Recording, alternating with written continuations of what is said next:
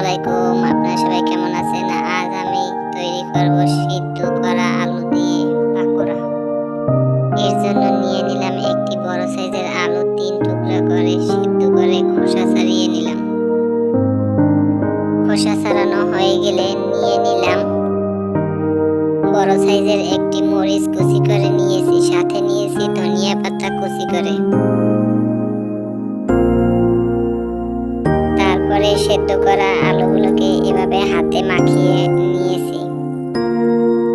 হাতে মাখানো শেষ হয়ে গেলে দিয়ে দিলাম অল্প কিছু চালের গুঁড়া, সামান্য কর্নফ্লাওয়ার, স্বাদমতো লবণ, কাঁচামরিচ কুচানো ও ধনিয়া পাতা কুচানো।